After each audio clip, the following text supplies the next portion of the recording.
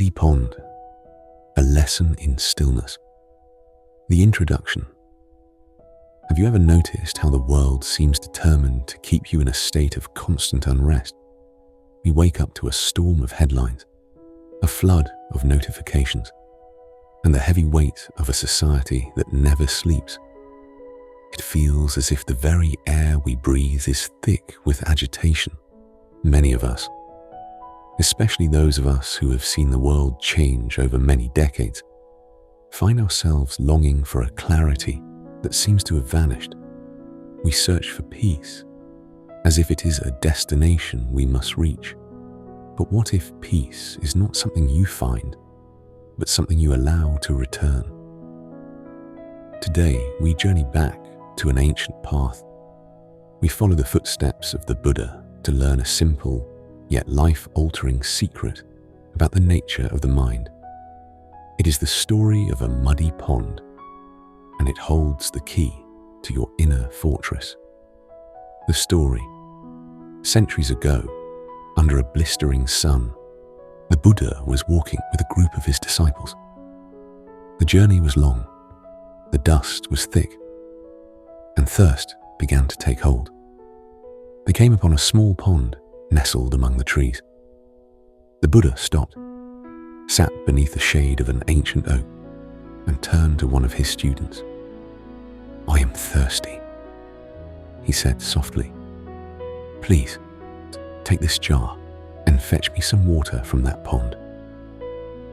The student hurried to the water's edge, but just as he arrived, he saw that an ox cart had recently rumbled right through the shallow water. The silt from the bottom had been stirred into a frenzy. What was once clear was now a murky, brown mess. Dead leaves and mud swirled in the ripples.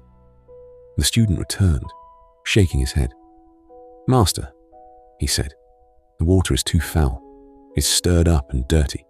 It is unfit to drink. We must walk further to find a river." The Buddha offered no argument. He simply closed his eyes and entered a state of silence. He didn't complain about the heat. He didn't worry about the thirst.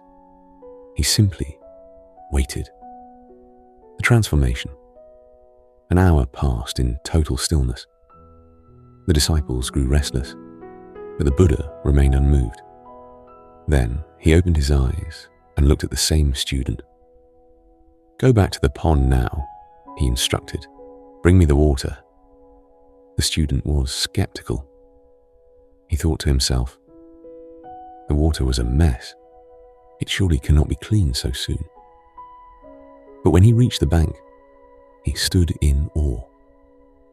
Pause. The transformation was absolute. The mud hadn't disappeared. It hadn't been filtered away by hand. Instead, because the water had been left alone, the heavy silt had simply settled back to the floor. The pond was once again a perfect mirror, reflecting the blue sky and the green leaves above. The water was crystalline, pristine, pure. He filled the jar and brought it back. The Buddha took a sip, looked at the student and whispered, "Pause. Do you see? You did nothing to make this water clean. You only gave it time. You let it be, and the mud settled on its own." The modern reflection. My friends, your mind is that pond. Every day the ox carts of the modern world rumble through your life. The political chaos, the financial worries, the noise of a culture that has lost its way. These things stir up the sediment of your soul. They create a cloud of anxiety that makes it impossible to see the truth. Our greatest mistake is that we try to fix our minds by stirring them more. We try to argue with the mud. We try to fight the silt. But you cannot clean a pond by splashing in it with a stick. You only make it muddier. Oh, for those of you watching who have lived through many seasons of life, you know that the external world will never stop sending its cards through your water. There will always be a new crisis, There will always be a new reason to be afraid. But your power, your true eternal wisdom, lies in the art of settling. It is the courage to sit by the edge of your own mind and say, I will not stir the water today. I will wait. I will let the silt fall. The final lesson. This is the great awakening. It is the realization that your peace is not something you have to create. Your peace is your natural state.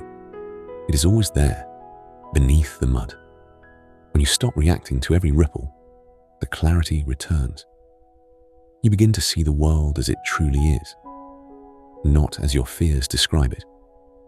You become the inner citadel that the Stoics spoke of. You become the knowing soul described in the Gnostic text. Tonight, I invite you to leave your pond alone. Turn off the noise. Step away from the screen. Sit in the silence of your own company. You'll find that the water of your spirit is still pure.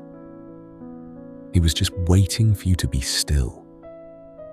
Thank you for walking this path with us at Eternal Wisdom. If this story offered you a moment of rest, consider sharing it with another soul who is weary of the mud. Until we meet again, stay quiet, stay clear, and stay wise.